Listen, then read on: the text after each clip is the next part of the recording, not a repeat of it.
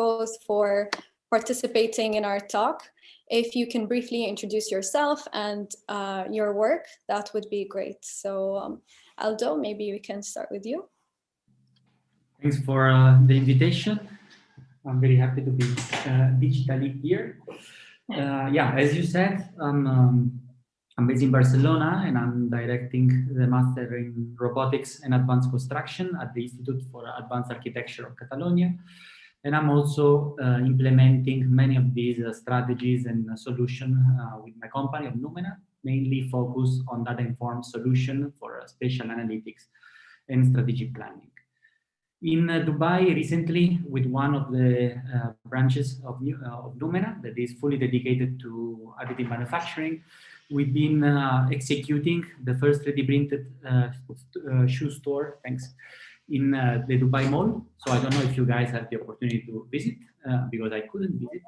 And hopefully I will share with you also later some images and video. And I will also be very happy to share with you what we're going to do next. So the next pavilion of Spain for the Expo Dubai, that will also be 3D printed. And I'm pretty sure there will be opportunity in this hour together to speak about the material technology that will be implemented in this task. So thanks for inviting me. I'm very happy to be here. Awesome, we're looking forward. Hi, Joe. Hi, so yeah, my name is Joe Hare, based in London. White Red Architects is an architecture studio based in Shoreditch in East London. We work in the UK and also internationally. We have a studio in Mumbai where we do quite a bit of work in India. And you know, it's quite a young company. We really do embrace technology in our design process, and we look to work with new construction technology where possible. But of course, we're implementing this as we go. So we're sort of finding that balance between what's possible, you know, what's pushing too far, and sort of at the edge of that. A few of our projects in particular are really exploring that area. Yeah, so that's great. Thank you. So just to start, what are the different areas of digital fabrication? Maybe possibly the areas that you are experimenting with, and how can it change architecture and construction? Aldo, since I'm pretty sure there are so many, but then at least what are them? Yeah, I mean, many of you probably knows that the sector of construction is the less digital sector in our society. Is less digital than the sector of fishing and hunting. They are more digital than us, which is pretty incredible to hear. But this also represents a big opportunity, no? So it means that there are a lot of new solutions that can be introduced in this new ecosystem, and many of these solutions rely on data, no? So how much data can inform better solution, better decision that we can take, no? And also enhance a more complex and deep understanding of material properties and how these properties can be connected to the new design protocol and manufacturing process. So it's extremely connected, and I guess data becomes a sort of a thread that start to bring together the many complex stages that represent the sector of construction, no? From material resources to the conception, also design solution, and as I said before, how those design solutions can be informed by very specific manufacturing process, and how much can we get closer to the chaos, no? That represents whatever happened on site. So I think that is this is the Far West, no? I always speak about this exciting new era. We are discovering a new land of opportunities that are starting to be projected in our profession. And we are discovering it thanks to a new multidisciplinary approach, no? So we are learning from other professions. So just to give you, I'm trying to give you a more holistic point of view, no? On how much, what is happening in our sector. Yeah. This change is very slow. Our sector is not a sector that changes from one day to the other, but slowly is starting to accept those changes, no? And the interesting part is that we are just at the very beginning. Why do you think it's such a slow change? Like, what are the factors affecting it? Because there are many, many different actors that are part of the construction process. So it's not only a change that can be triggered by designers and architects, even though we are extremely willing to introduce it, but the rest of the world actually for century, or for at least one century, has been building in the same in one way, which seems to be extremely effective in terms of construction methods, and it's not so prone to change it. But as I think as a species, so as human beings, we need to start delivering new solution, and those solutions needs to be also inspired by a new sense of ecology that we can even introduce in our built ecosystems. Mm-hmm. Since the sector of construction is one of the worst sector in the world in terms of pollution. Yeah. And we have really few years before reaching the tipping point. We need to embrace a change. And I think this change can start from a new technology that can inform it. No? That's true. And I want to move to Joe. I mean, a bit further away from like new technologies. I mean, it's further away, but then it taps also into the different forms of materials. It also taps into the sustainability, the use of ancient, let's say, techniques and sustainable methods of construction that we're currently not making full use of them today. So you have a project, it's the Squares showroom project in Saudi Arabia. So maybe if you can tell us more about that. Sure. Yeah. So I think that's an interesting idea about flexibility and change, and the construction industry being quite inflexible in the way that it is responding to change. I think is also partly because there's a huge amount of investment and risk. But there are kind of two ways you can do this, building flexibly. We feel you definitely should be embracing technology. And that's one side of it where we should be very reactive. We should be using data to drive change automatically as much as possible. And then there's this other idea, which is kind of the birthplace of this idea we're having with the structure we've designed in Dammam in Saudi Arabia, which is about designing for flexibility in the future, designing structures that are designed to last for a long, long time, outlive many, many uses, and anticipate as many sort of options as possible. I don't know whether I can just quickly share screens and yes, let me know when you can see it. Okay. Can you see that? So this is an idea really developing an idea of a skeleton. This is actually a shopping mall in Dammam, but rather than designing a building that would be a shopping mall, we've looked to create something first that's more of a public square, first and foremost, that is capable of being a shopping mall, that is capable of being an office, a school, or anything. But when it's derelict, when it's empty, it's still got civic value. It's still an asset to the city. It's still something that would, be a useful part of the town. So the idea of creating these colonnades protected from the sun, something that would form a barrier and a natural enclosure, the idea of a courtyard in the center. If I scroll up, down, sorry. A courtyard in the center. Those ideas are obviously ancient ideas and ideas that we've had and form parts of our cities that we think that have a place no matter what. And the use at any one point is the use that is borrowing that structure at any one point. So we felt like this was sort of a good starting point for creating something that would last, a lifetime. And yeah, you mentioned your point about ancient materials. Well, we've looked at actually rammed earth, which is obviously a good thermal mass. It absorbs the heat during the day, releases it during the night, protects against the heat of the sun. It requires very little maintenance, and you can create quite interesting forms with it. So I felt like this was quite an interesting material to be exploring. And of course, it's carbon neutral. If we combine that with timber and other sort of hemp block and other sort of more renewable materials, we could actually look to make these structures in the future carbon sinks that actually suck carbon away. So it's about, I think, investing in building very high quality skeletons that are able to grow and flex and adapt for future changes. So this is what this project was about. You can see from these sketches as we've developed the ideas and details, this is sort of a work in progress prototype that we're keen to explore more. Yeah, I think this is a really good example of things that we can still do nowadays with the techniques that we have, but there are still, it's responsible architecture and construction. It's sustainable, as we were saying.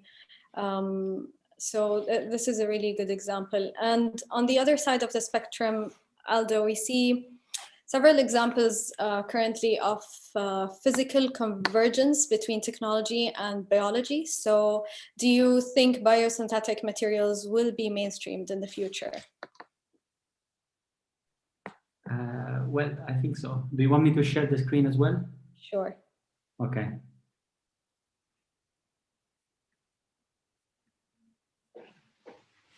Okay. Can you see? Mm-hmm. Okay, so I'm not sure you're gonna hear the sound, but I want to introduce you. Can you hear it? No. No, it's not a problem. I mean, numbers here are quite, or even the images are probably saying everything by itself, no? Yeah. So just to, again, going back to what can we do, no, with all these new exciting technologies that we have now at our reach. So I want to introduce you. Let me first say a couple of words. I mean, now as a planet, we are recording the 7th wave of change in terms of climatic patterns in the history of our planet. But this is the first time that this change, this new cycle, is not triggered by a natural input. This cycle is affected by a big rise of temperature, more or less more than 1 degree in less than 1 century, a little bit more than 1 century. And as I said before, I mean, we have a tipping point that is very close to the 2 degrees. And if we reach this tipping point, I mean, we have a very good possibility not to go back to the world as we know it nowadays, no? So all the social and economical and climatic balance that we know now will completely fall. And this is due to the concentration of greenhouse gases that are contaminating the atmosphere. And it's really more about us, no, to deliver a new solution. It's really about us, no, to start taking responsibilities for this shift that is happening.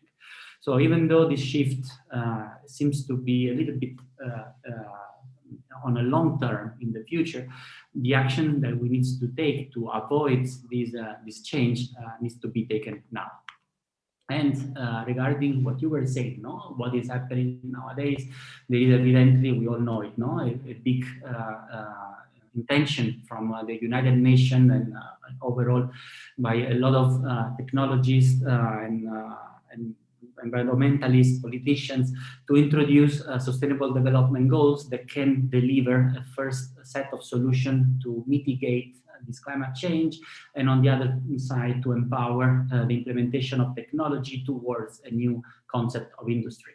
So just to go back to what you were saying about materials, for us, material technology become a very important and powerful, again, thread that can connect a new way to perceive and conceive the implementation of all these new sustainable solutions into our environments by programming matter, no? By embedding functionalities, new functionalities directly into material properties. And I want to introduce you a material that we are working on since 3 years. And it's a material that wants to learn from nature. So it's a natural mineral compound that wants to act as a tree. And what it does is what a tree does. So it's absorbing the main pollutants from the air, and is absorbing CO2, carbon dioxide, nitrogen oxide, and volatile organic compounds, and is converting those mineral into environmentally friendly outputs. And what we are doing is that we are implementing this material on very different supports, from polymers for the 3D printing industries, to textiles, to paintings, to concrete, to ceramic, to allow any surface to activate this carbon absorption characteristics. And this is the material that I was mentioning. This is one, I mean, I want to use it just an example to answer your question. What it's doing is exactly what I was describing before. And this is a little bit how it works. So it integrates 3 different processes: photocatalytic, catalytic, and nitrification. And the interesting part is that it can be applied, as I said before, to many, many different surfaces. And maybe I will show you later. Otherwise, I'm gonna talk too much. How we are implementing it into the construction process. Okay. Yeah, I was going to ask about that, but then maybe we talk about it later as well, because it's very interesting and it's nice. I would love to highlight how this is actually implemented, how these ideas can be taken. So we're gonna definitely discuss this further. So Joe, also I think yes, coming up with new materials and technologies is important, but so is recycling of materials that we have now. So you're currently working also on a housing project in the UK that uses light gauge steel. So that's right. Yeah.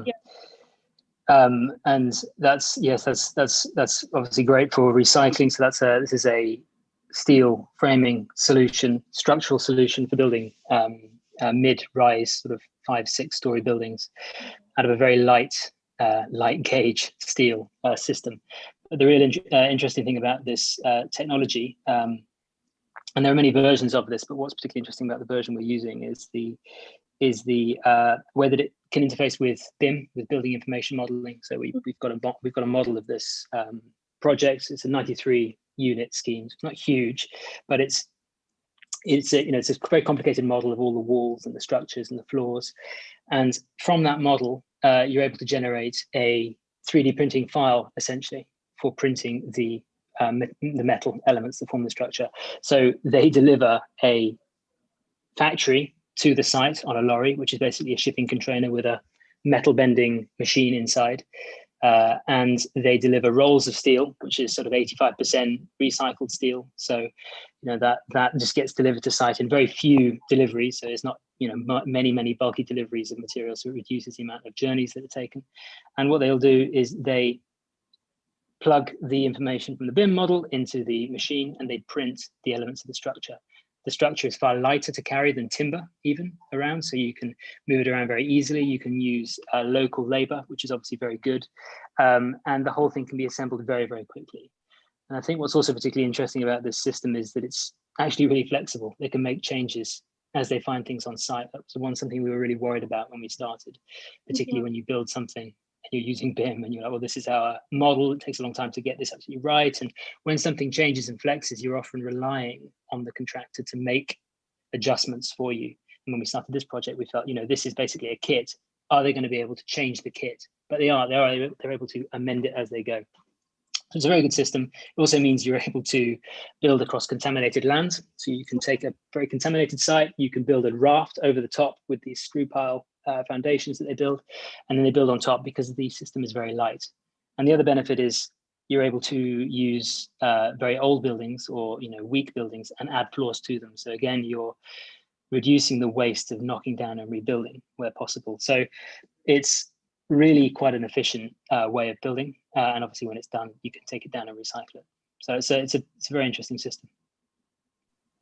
That's great, and it will be great to see how that same system can be implemented to different materials as well, and other things that we currently use in construction.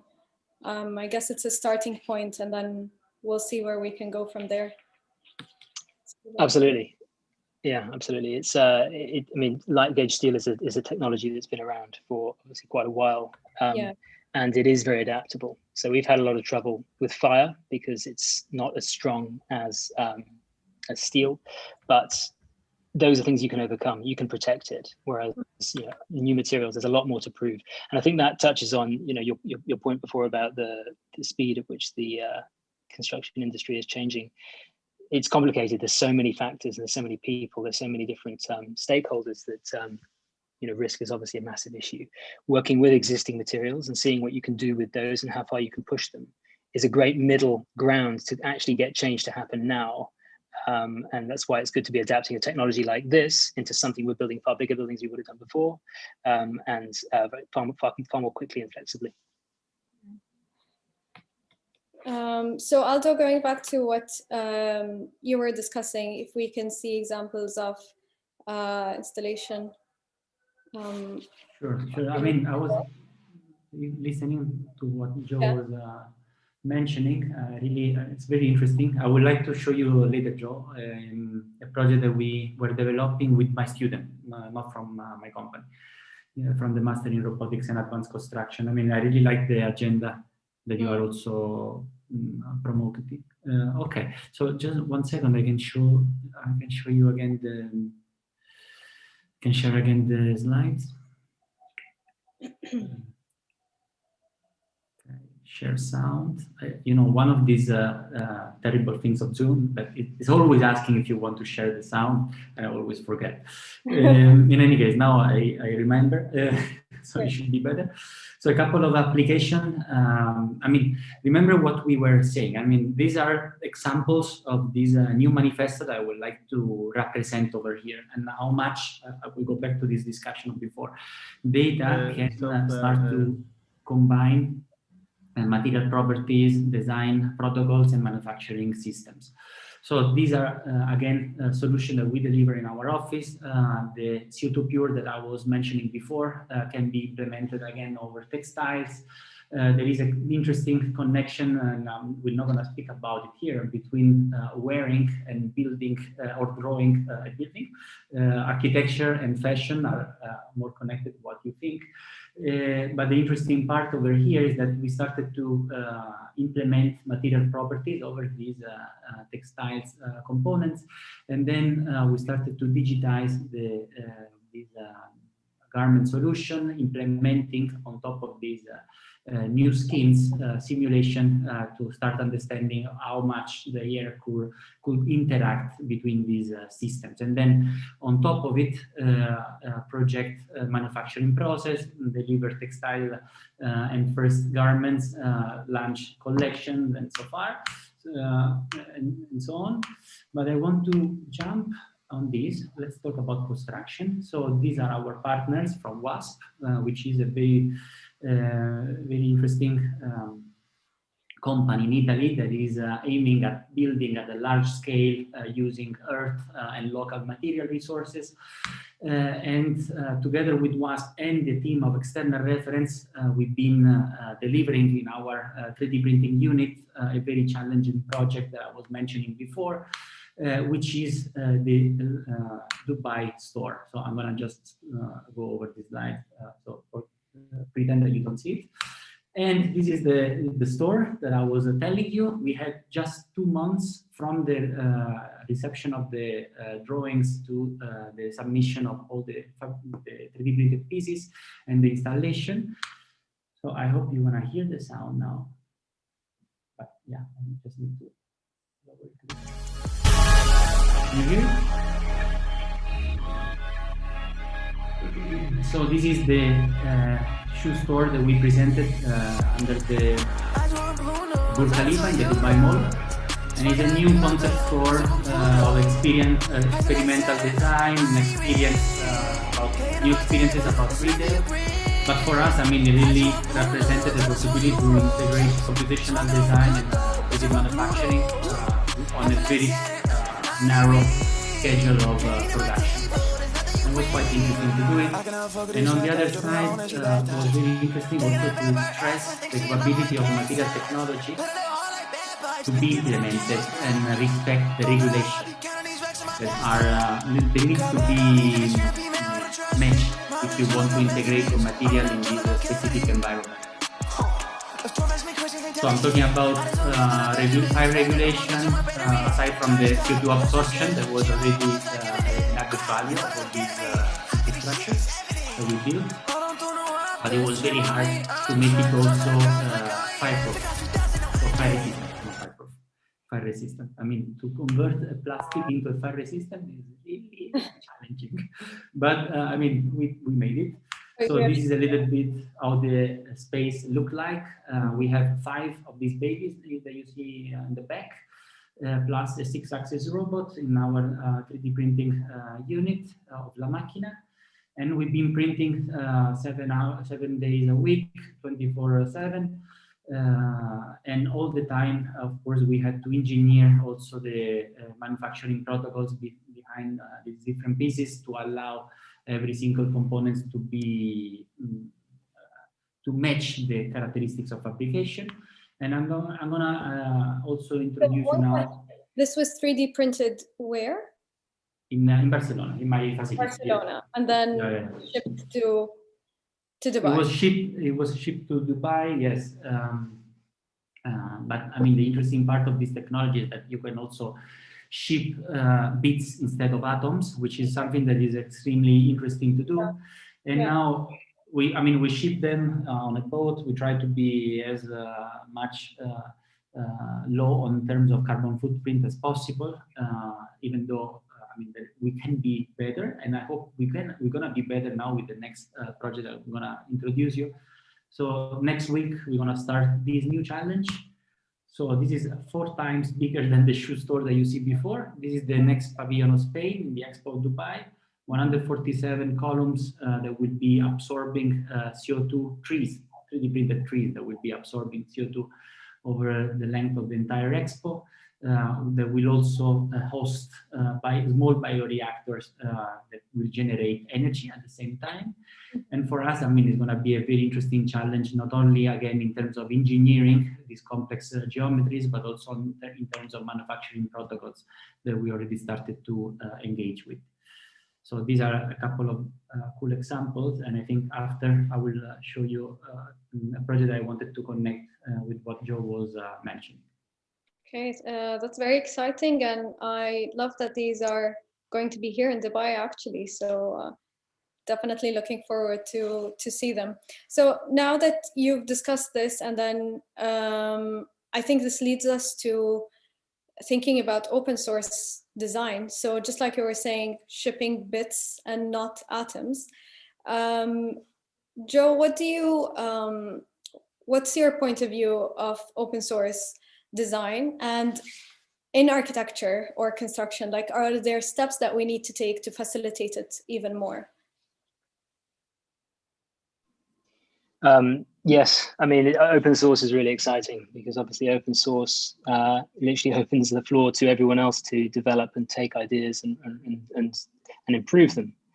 I think in architecture, that's particularly interesting, but of course comes with huge challenges. And it's quite interesting to see the evolution from kit houses, starting, in post-war when they needed to rebuild a huge number of houses very, very quickly, and you had loads of different prototypes being developed. Conrad Waxman, for example, and in a packaged house, which, in normal architect style, they spent too long developing, and in the end, it became too expensive to build. But the idea of this sort of perfect system was born, and now you have kit houses for every shape and sizes. But then, they've got these versions where you can kind of hack them, and you can take systems like this one we were looking at earlier called WikiHouse, for example, which is an open source housing option where you download the plywood components essentially that you cut and assemble yourself, and you can adjust and improve. I think the challenges come, of course, with the fact that buildings have to perform very complicated and complex requirements. Thermal envelope being just one of them. And it's very difficult to do that as you're constantly developing and changing. So while I think it's really, really exciting that, these components are developing and opening and opening it up, performance is obviously critical. And so my kind of view of the future, if you like, with that in mind, is that I feel like it's got to be a bit more of a hybrid. Some of the stuff Aldo was showing there was incredible, and that is going to be so, I think there's going to be so interesting as we see those technologies come on board for being able to print housing quickly, being able to print spaces quickly, to respond to crises, but also to create very complicated environments, which with very specific requirements. But I think there's also a place for this idea of more planned flexibility, and not mega structures, but structures that are able to flex and have the potential to evolve. So I think it's a mix of these two. I think looking at, for example, in London, we have a lot of Victorian warehouses built, around the birth of the Industrial Revolution, and this industrial, typology is actually an amazing typology because of the flexibility it offers, and it still offers. I'm actually sitting in a Victorian warehouse. I've got brick walls all around me. They're beautiful old buildings. They've been hacked to pieces, and the walls here have got bits of wood sticking out of them, drills, nails, and pieces. These buildings have been around for ages, and they have great qualities in really good floor-to-ceiling heights, allowing you to install a mezzanine if you want, split them up. You can cut a hole in the floor. They naturally ventilate.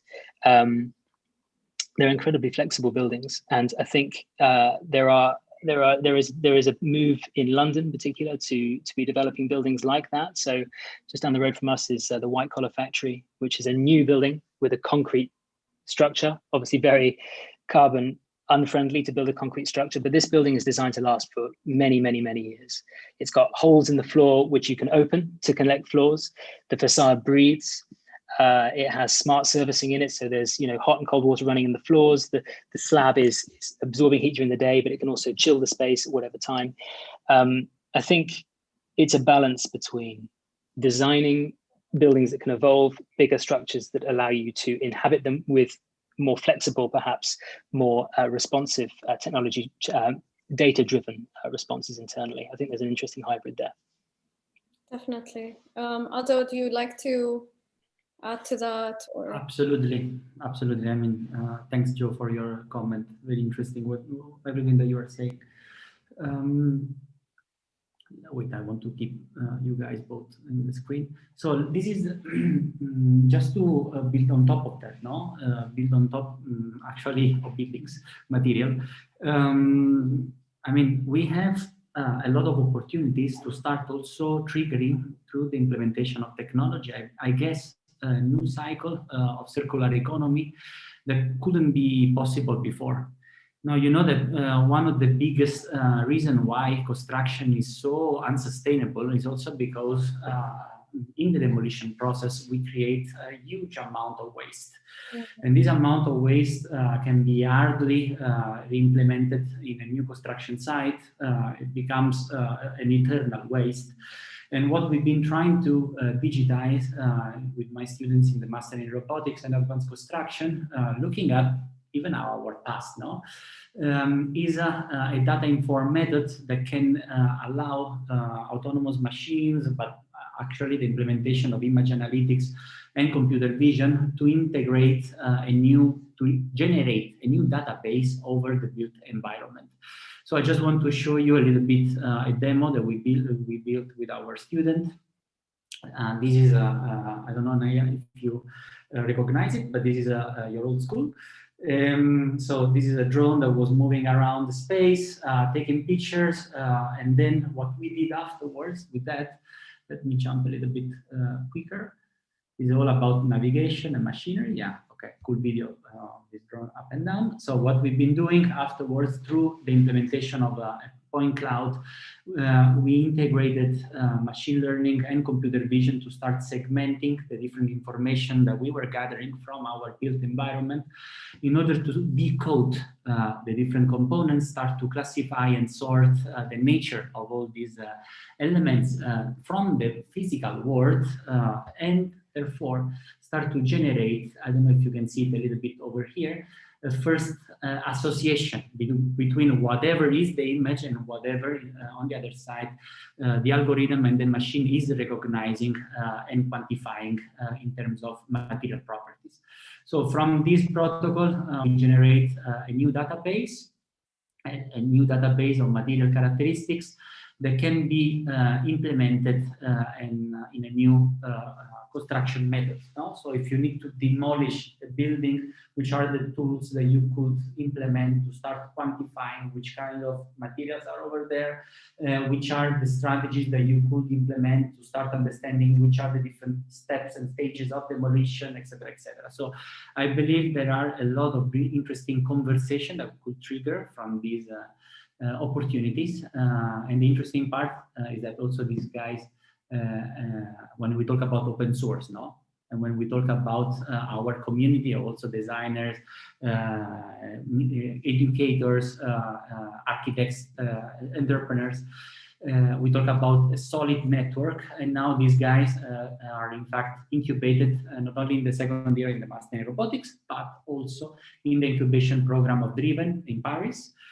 So we are both trying to support them to implement in a more specific and chirurgic way this solution and start to try to, create an impact in our very complex ecosystem. So opportunities. That's amazing. Yes, definitely, it opens a world of opportunities, just like you were saying. And thank you for that image of IAC. I've been very nostalgic actually the past few days. So that's great. Yeah, I mean, even moving on to or moving back to open source design, do we see, customization in terms of the materials, like just like we were saying right now? Joe, you were talking about these modular kits that, for example, are with timber and everything, but if we're here in the UAE where timber is not available, do you see a point where I will reach where I can customize it to whatever material is available for me here? Given that you were talking a lot about performance and everything. So I feel like we still could have a long way to go, but I don't know if you or Aldo have any thoughts on how that can be resolved. I think, technology is obviously improving all the time, and I've seen some amazing projects. I saw a project a while ago where they were using sunlight to 3D printing, basically in sand with sunlight, to create structure literally just straight out of the ground. And I thought you were just mentioning there your work with WASP, Aldo, printing using obviously you can print with concrete, you can print with whatever you can turn into a material that will set. So I think it really, it depends on what materials and things you have around you. If you've got metal's obviously an amazing material to be using, but it could be with anything. Yeah. Aldo, I was going to ask Aldo, that system you were showing us before, I saw you printing that that structure to the edge of that sort of dome you were creating. Is that using like a concrete mixture for that? The WASP image that I was showing before. Yeah. This is a crane 3D printer that is printing using earth. So directly from the site, this was built with the material resources that were available. It was the first time that WASP was testing this 3D printer. The project is called Gaia, but last week they just launched the latest collaboration with Mario Pucinella, that is another very good Italian architect. And the complexity of this system increased quite a lot, because the modularity of the printer allowed to grow in space. So I also invite you to have a look at this video afterwards, because you can expand it really endlessly.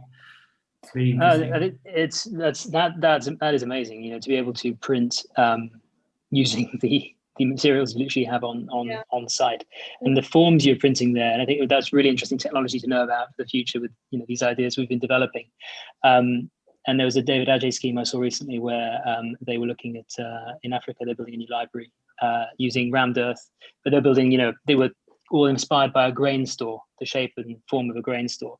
Again, interesting to be coming back to technologies and typologies of the past and the values that those bring. But as a sort of a hybrid, you can imagine printing those. Absolutely. Which, yeah. which is quite exciting, especially in hot countries where you've got natural materials like that you can use. And the interesting part is that you are combining. Imagine that to allow the interesting story about this project is that to allow the material to have all the thermal insulation characteristics that were necessary to consider this wall as a wall according to the Italian regulation. We implemented the waste material from another, so really always about this circularity, no? The waste material from another industry, about rice, and we introduced with WASP. I'm always there, but I wasn't involved directly in this project. WASP introduced this material in between the different honeycomb structure that are part of this wall section. In order to increase the thermal performance. And on the other side, even the corrugation that you see on the outside shell of the wall is also following a logic of solar radiation that is quite interesting to look at. But just to conclude, the nice part is that I think we are all part. There is always a weird topic about authorship that I really found it extremely boring to discuss, because all these findings are always part of the same stair. You know, those are just steps. And the interesting part is that it's a continuous stair that is bringing all of us up every day. So it's always the combination of the different findings and discoveries that are implemented from all of us that brings really value and innovation into this field. Yes, definitely. That's a very important note to take for everyone. So Aldo, one more question. Now, when you experiment with all these new materials, I'm assuming you need to observe how they behave during the fabrication process. So I believe you have the Nero, the OSR. So if you can tell us about this, how it was, an integral part to support this exploration of new materials. Okay, it seems like it was made on purpose, this question, right? Because it's exactly connected also to what we were just commenting with Joe right now. About Gaia, I'm sharing my screen just quickly. But this is my company page. I want to show you a couple of works. The project that Joe was asking about is this one. Gaia 3D printed house. And you will see now a little bit, you see the section of this wall that Joe was commenting. Yeah. And you can also see the rice that I was telling you before. This is from a company that's very close by. From there, those are this is a waste material, this company. But just to show you, before this experience with the Institute of Advanced Architecture of Catalonia and Tecnalia, we participated in a very interesting project that is the on-site robotics. So inside the Fair of Construction of Spain in 2017, we brought a huge 3D printer. It wasn't a 3D printer, it was an industrial machine to pick and place materials. Is this one? I want to show you probably an image if I have it. The website is brand new. So, okay, this is the 3D printer that we implemented, and around you had all the fair with people taking pictures. And we decided, why not live in front of everyone to build this, for the first time, this wall of 6 meters by 2.5, 7 kilometers of clay that we produce in less than 5 days of fabrication. But the interesting part is that this is a built manifesto on which we can implement multiple technologies that can inform the other. So what we use over here was, from my company, was a drone. So an autonomous system that could collect information from the built environment where it was operating. We had a nice cage because, of course, we were operating inside this printer of 10 meters by 6. We were actually inside the 3D printer. So I was also training a little bit the pilot to move and check, all the different reaction to the input that we were making. And the output, aside from this, this is useless, but this is a little bit what we were doing. So we were collecting information from the physical world, embedding on the RGB 3D scans all the visible channels, the thermal information regarding the hardness and the presence of water in clay, in order as well to control, potentially, because we didn't do it at this stage, but we did it after with other projects, the movement of the 3D printer. You know? So you have from one side material technology, on the other side manufacturing means, and on the last corner, the implementation of image analytics that can bring back to the digital world whatever is built on site, you know, and create this circle when everything is informing the other. Every technology is informing the other. Okay, I invite you to have a look at this crazy project that we did. And from this research, Gaia was also built. So the structure from WASP is also part of this research train that we started in AIAC and then was put in place in Bologna, but now it's coming back to Barcelona because they sent us the 3D printer. So we will be playing with it in the Open Thesis Fabrication program with Alexander Duport. Great. I mean, it's really amazing what research and these experiments open as possibilities, honestly. And we definitely are looking forward to seeing that materialize into bigger and bigger scale. So maybe we can move to answering questions from the audience. I have a few questions here and I've been getting some on my email as well. One thing about open source, a question that I have is, how would, you know, if the open source is customizable in a way, how can that affect intellectual properties matter? And I think that, Aldo, you were talking about how it's once there and we all need to take the same, you know, take that route. But I guess a lot are concerned about these things. So any thoughts on that? I think it's that, and it's also, I was going to say, I think it's that, it's also liability. You know, you're taking, liability is a big one because you're designing something that has got a performance and is meant to guarantee a performance. I think a lot of the standards, the UK, we like standards. We've got loads and loads of standards. If you want to build a house, many standards you can build to, compulsory standards you need to meet, and opening it up, it becomes difficult. If you put your system out there and people take it on, questions about liability is obviously a problem. But of course, also people invest a lot of time and money in it, and I think because of the standards, you know, you've invested that time and money, you want to protect it, you want to monetize it, and that's unfortunately how restrictive the system is. But yeah, I completely agree with Aldo. We're all theoretically, you know, pushing, and everything you build is you're building on something previously. That should be recognized. But yeah, liability is a big one for me. Aldo? I mean, standards might sound something very, again, illogically demanding sometimes, not always. But I guess other times they also represent a very interesting challenge. No, and challenges for me are translated into opportunities. So I just want to show you what a standard does when you meet 3D printing. So I know that an Italian talking about polymer to be fire retardant can sound not totally as a reality, but you are looking at it now. An interesting part is that we couldn't really bring any piece in Dubai if we didn't met the standards. So I guess standards are also a good thing. The only problem is that on the other side, while technology is raising, and it's allowing us to do more and more, these standards also need to be updated.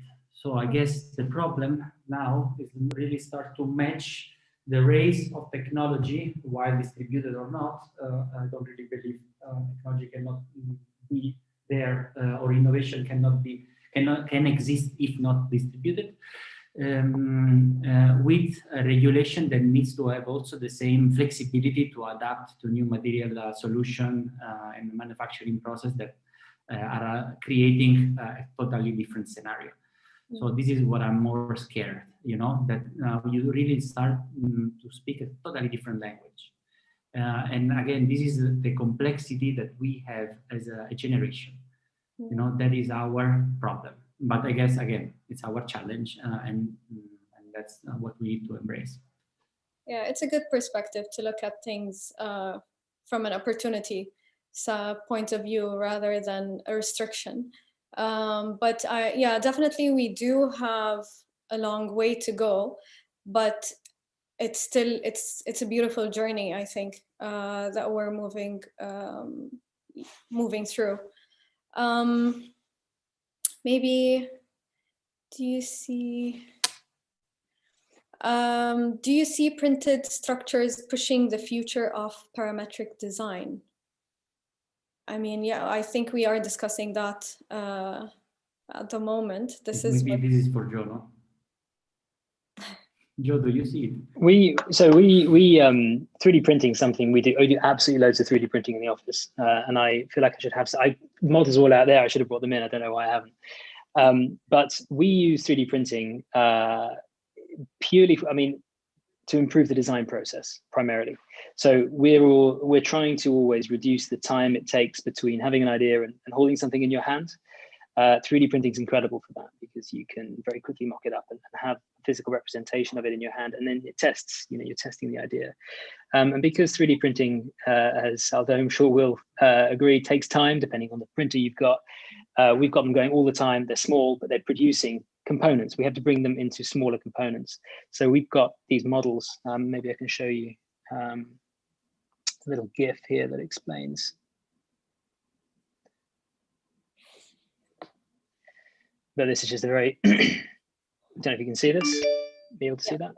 Mm-hmm. So this is a project we're working on in central London, very complicated existing building. We're building this new grey office, and this model is exploring what we're doing with the common spaces internally.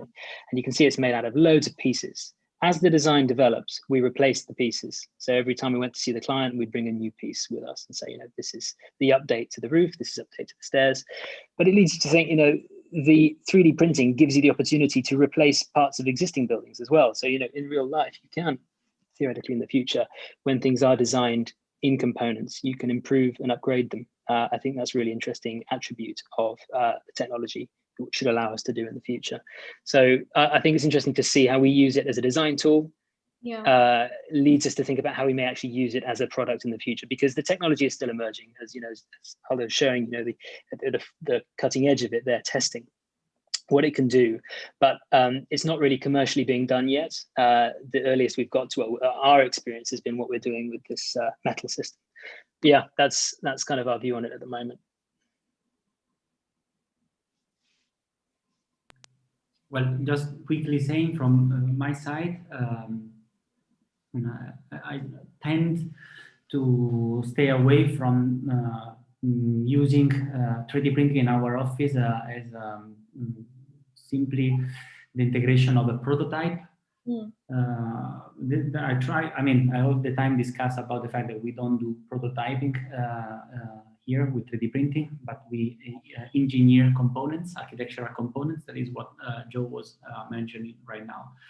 I guess, Joe, it's just a matter of scale, and which are the tools and the technology that are at your disposal. The one that we use for 3D printing are all big machinery, and just that's the only difference. You will see. Actually, we are installing something in the BAFTA theater in a couple of months. I will show you. But aside from that, it's true that you just need to focus on one thing. There are no more boundaries between the physical and digital, and that's it. That's the message over here. And if it is about information from the BIM model to the construction site, again, we are talking about the same stuff. If it is about material properties and design protocol, again, is the same stuff, just upside down. So from physical to digital, digital to physical. So this is the real task and scenario where we are right now. We are breaking these boundaries, and we are trying to implement methods that can allow us to be more efficient, more conscious, more sustainable in the way that we conceive and build architecture. So I guess that's the topic. No, completely agree with that. I'm very excited to be using more of the technology in the future, because it is a very exciting time. You have, I would be excited to have an architect so talented as you are to use it, because the capabilities are always proportional, you know. That's a collaboration offer. No, yes, absolutely. I'm fascinated by talent. So I see talent there and it fascinates me. So congratulations for your work. It's very beautiful. It's really beautiful. Well, likewise. Great. Thank you all. I mean, I'm sad to say we're reaching the end of our session. It's been really an interesting talk for me personally. I'm pretty sure for everyone that's been on Zoom or YouTube watching us. And it's just amazing to think of all these possibilities that the very near future actually can and will bring us. So would you like to say any final things? Pressure. Thank you very much.